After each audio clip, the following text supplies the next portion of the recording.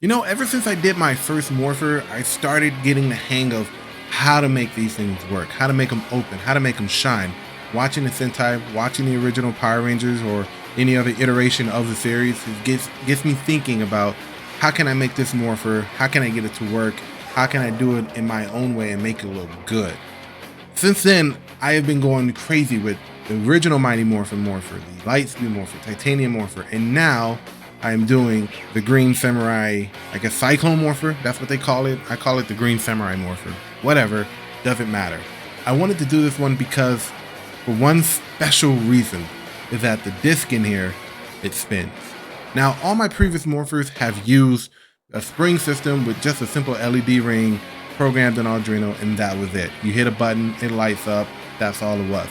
I wanted to take this a bit further and actually go and start using other components that would make the Morpher look more realistic, just like in the show. So in this video, I'm going to show you exactly how I designed the Green Samurai Morpher, and I'm going to walk you through the steps that you need to actually put it together and make it work. These files are available on my Patreon, and speaking of my Patreon, here's a word from our sponsor. Let me just squeeze this in before we jump into the video. A quick shout out to all of my patrons, without whom this whole thing couldn't be possible. If you want to get in on some exclusive perks, then check out my Patreon over at patreon.com/Will at Heroic Studios, where I'm growing the largest library of Power Ranger STLs for 3D printing. Ranger statues? Got 'em. Ranger morphers? Got 'em. Wheel working Ranger weapons? Got 'em. Helmets, busts, props? Got those too. Of course, I'm not just talking about Ranger stuff. You can expect other things from other fandoms, as well as custom design stuff, like this Venomized Green Ranger helmet I released last month. For just $3 a month, the civilian tier gets you access to all the discussions, voting, live streams, and group chats happening over there. Sneak peeks and quick looks at what I'm working on, as well as early access to videos just like this one. This tier is for people who don't necessarily 3D print, but would like to be a part of the community, as well as helping to support the channel. If you're not so sure about jumping on board, then try the Hero in Training tier. For $7 a month, you'll have the opportunity to get one file from that month's log, plus everything mentioned in the civilian tier. You just want to tinker? Well, check out my Techno Wizard tier. At just $8 a month, this gets you full access to all of the DIY kits that I designed and code that month. This includes weapons and morphers that function with an LED ring, Arduino, motors, and other components that I designed myself. You will get the entire kit, plus the bill of materials, plus instructions on how to build directly from me, as well as a YouTube build tutorial, so you can build at your own pace. You want in? You want full access? Then the Hero tier is yours for the taking. For $8.50 a month, you will get full access to everything released that month. Usually about 8 to 10 STLs, statues, busts, weapons, morphers, helmets, all yours. Want to go a step further? For $10.25 a month, the Legacy tier is for you. This not only gives you full access to everything like the Hero tier, but after 3 months of being subscribed, you will have access to the Mighty Morphin Statue Pack, which comes with all original 7 Mighty Morphin Power Ranger statues, complete with swappable heads, weapons, and helmets. Customize and build your favorite OG Ranger however you like. You think my files are good enough to sell? You're too kind. Also check out my Superhero tier. At $15 a month, this gets you not only full access to everything, not only full access to the MMPR statue pack after 3 months, but a license to sell printed versions of my STLs online or at a show or convention, wherever you want. Just remember to tell your customers who designed them and where you got them. And lastly, if you're a hobbyist and you like to paint but don't necessarily like to print with resin, well, I'll do that for you. For $30 a month, my Just to Paint tier gets you that month's statue printed, washed, cured, and sent straight to your door. Just provide your address upon subscribing, and when you do, you'll get a bonus statue of your choice sent as a thank you. Well, those are the tiers, but let's not forget the milestone bonuses, loyalty bonuses, and so much more. So please, take some time out, check out my Patreon. We are 15 patrons away from hitting 100 at the time of this video. So come and join us. It'll be fun. It'll be fun. Let's get back to the video.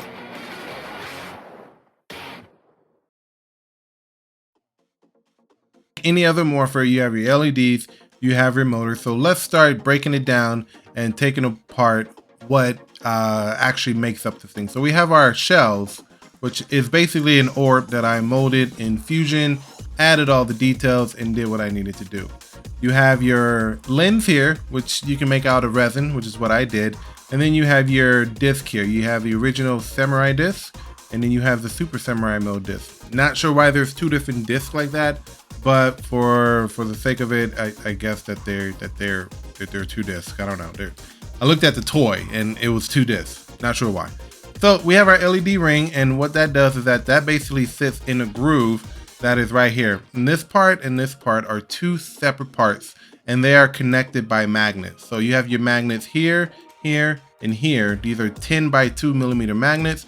And the reason why I wanted this to be a part was because the motor, which is this thing right here, if you can highlight it, you can see it.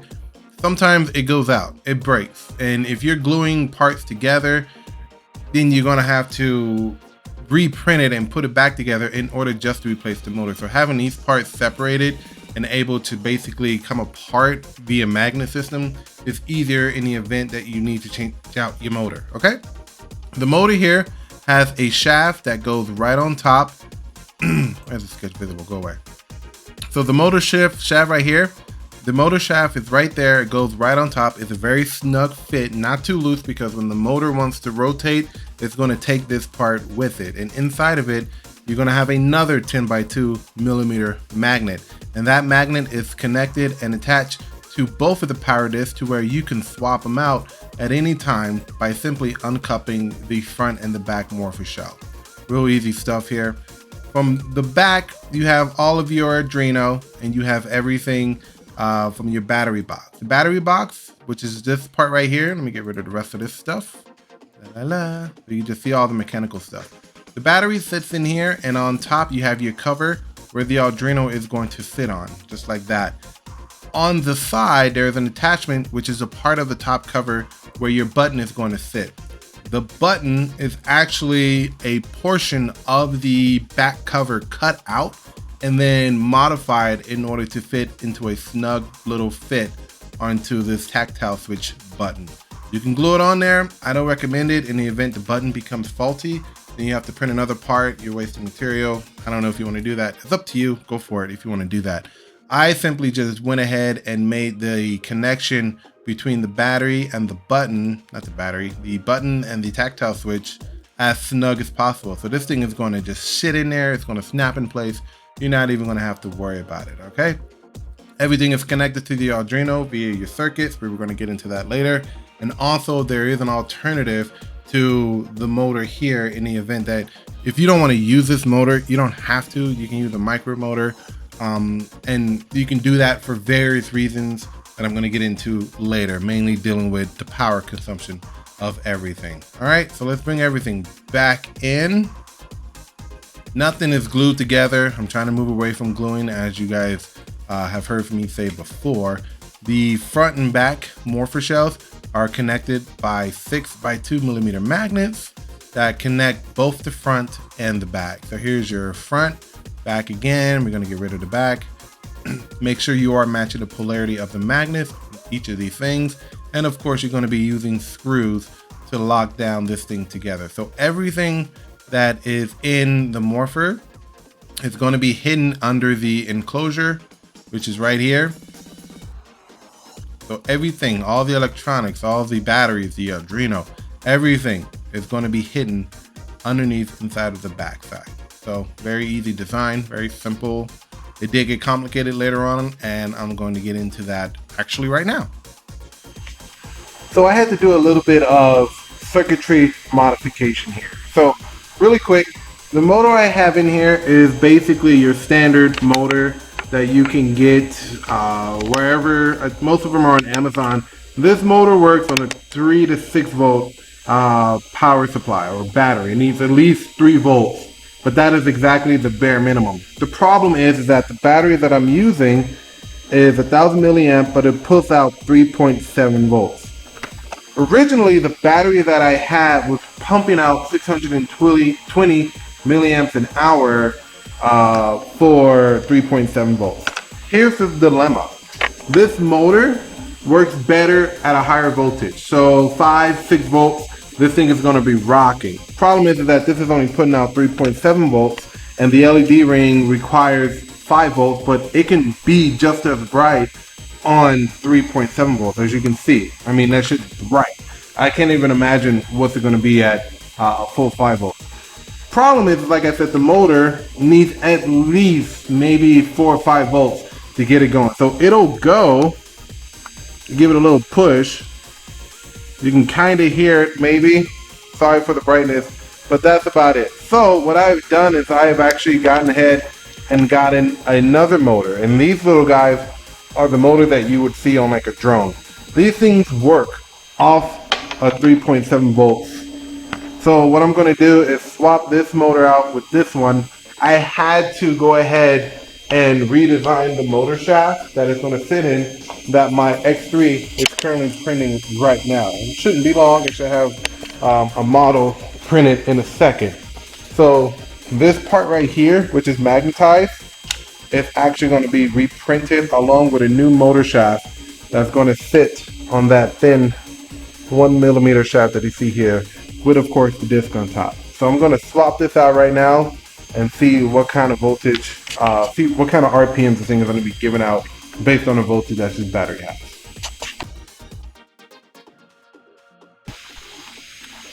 Now this is a voltage converter. Try that again. This is a voltage converter. What it does is that it takes the voltage being put out by this battery, which is 3.7 volts, and it adjusts it to about 5 volts, I think 6 volts, and I think 12 volts. So what we need to do is hook our battery up to one of these ports, measure it out with a voltmeter, and then go ahead and twist this little screw here until we get to about 5 volts. But it needs to be 5 volts. It can't be anything higher, otherwise we're going to blow out everything. That should give us enough power to power this motor here and to see if it'll actually run with the LEDs running. The LEDs are running at 3.7 volts, so having everything at 5 volts, this thing is going to be bright. Alright, so we got everything wired up here, and this little DC power booster or converter, it's all hooked up. Okay, so I have the battery here that is 3.7 volts. So when we take our voltmeter, hopefully this isn't upside down, and you put it on a V out and a V in, this thing is reading about 3.86 volts. All right, sorry if it's upside down, I do apologize. So what we're going to do is we're going to crank this bad boy up to about 6 volts. That'll be enough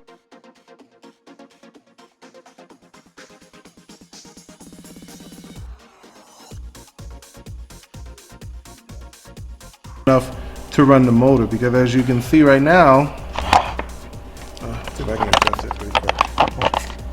You can see right now, if I hit this button, this thing isn't turning on. 3 volts is not enough to run this motor. So you either need to get a bigger capacity battery that gives out more than 3.7 volts. There isn't a rechargeable lithium ion battery that gives out more than 3.7 volts. So you do have to get a converter. There is an alternative that I'm going to go over later, but right now we're going to stick with the original plan here. So if we go ahead and put the power of the nodes on there, you get 3.86 volts. Again, sorry if this is upside down. I really don't know why it is, but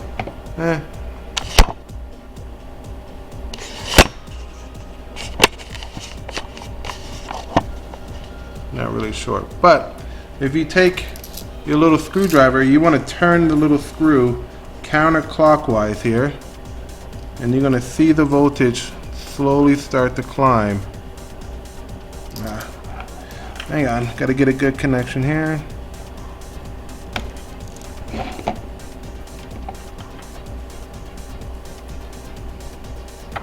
So the way you want to turn this thing is counterclockwise. Alright, so I got the LED ring soldered up to the circuit. Everything looks good. I'm going to measure the voltage on the converter board again just to make sure that we are getting, in fact, 6 volts. Let's check it out. Yep, 599 looks good. Cool. So now we are going to plug in our battery. Got the LED on right there. And for the hell of it, I'm gonna put the power disc on top of the shaft. And here we go. Yep. As you can see, the disc is spinning as it should. All right. So there you have it. Now, you want to be careful with this converter because this converter can shoot up to 28 volts. You want to make sure that you are measuring with a voltmeter, because once this thing shoots up anything past 5 volts, you're going to have this thing explode. 6 volts, I'm actually sort of kind of pushing it right now. I would probably end up tuning this back down to about 5 volts, which, you know what, I'm going to do that right now, because last thing I need is this Arduino blowing up, and then I got to redo the entire circuit. So make sure that you are measuring right here. Try to keep your nodes onto your spot, and remember, clockwise is how you turn it down. You don't want to turn it too much, just a little bit. We're going to take this back down to 5 volts.